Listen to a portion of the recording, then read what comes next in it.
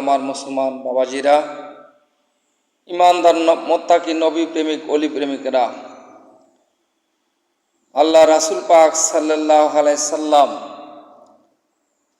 বলেছেন, ওমর বিন খাত্তাব রাদিয়াল্লাহু তাআলা আনহু থেকে বর্ণিত, আল্লাহ রাসূল সাল্লাল্লাহু আলাইহি সাল্লাম বলেছেন, কোন ইবাদত দোয়া কবুল হয় না যতক্ষণ পর্যন্ত নবীর উপর দুরূদ পাঠ না করা হয়। নবীজির দুরূদের প্রতি এত তাগিদ করেছেন। হাদিস শরীফটি হলো,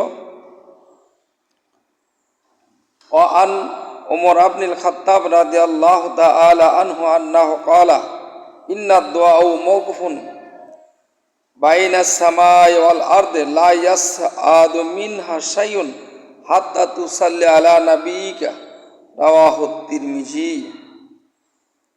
তিরমিজি শরীফের হাদিস ৭৬ তার অন্তর্ভুক্ত। বুখারী, মুসলিম, তিরমিজি, আবু দাউদ, নাসাই, ইবনে মাজাহ ৬টি হাদিস গ্রন্থ থেকে তিরমিজি শরীফ অন্যতম একটি হাদিস গ্রন্থ।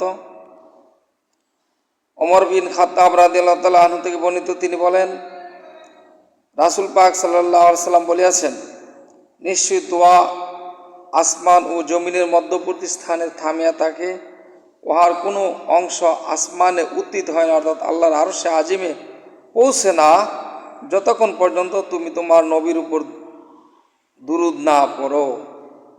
তিরমিজি শরীফের হাদিস।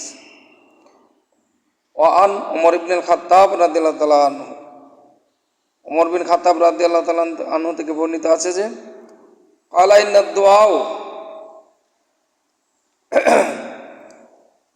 অর্থাৎ তিনি বলেছেন, রাসূল পাক সাল্লাল্লাহু আলাইহি সাল্লামের প্রতি যে ব্যক্তি দুরূদ না পাঠ করবে, ইন্না নিশ্চয়ই দোয়া ইবাদতের পরে, আজানের পরে আমরা দোয়া করি, নামাজের পরে, ফরজ নামাজের পরে দোয়া করি, মিলাদে দোয়া করি, যে কোনো ইবাদতের ক্ষেত্রে আমরা আল্লাহর কাছে প্রার্থনা করি, এই ইবাদতটা কবুল হয় না, আজান কবুল হয় না, আজানের পরে হাত উঠে মোনাজাত করা হয়, এই দোয়া কবুল হয় না। ইন্না দোয়া মওকুফুন বাইনাস সামা ওয়াল আরদ, মওকুফ মানে ফৌত থাকে, এটা আল্লাহর আরশে আজিমে পৌঁছে না। বাইনা মানে মধ্যবর্তী স্থান, সামা মানে আসমান, ওয়া মানে এবং আরদ, সামাই ওয়াল আরদ, আরদ মানে জমিন, আসমান এবং জমিনের মধ্যে এটা ঝুলন্ত থাকে। মওকুফুন মানে কবুল হয় না, আসমান জমিনে এটা লটকানো থাকে। লা ইয়াসআদু মিনহা শাইউন,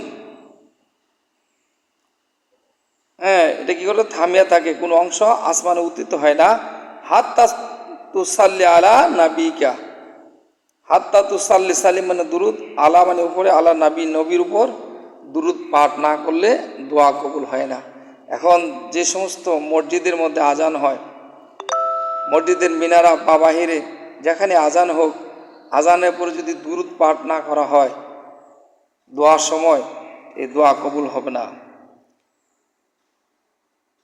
তিরমিজি শরীফের হাদিস প্রমাণ, আল্লাহ রাসূল সাল্লাল্লাহু আলাইহি সাল্লামের প্রতি দুরূদ পাঠ না করলে দোয়া কবুল হয় না। ইন্না দুআউ মওকুফুন, নিশ্চয়ই দোয়া কি হয় না, কবুল হয় না, বাইনাস সামাওয়াত ওয়াল আরদ, আসমান এবং জমিনের মধ্যে ঝুলন্ত থাকে।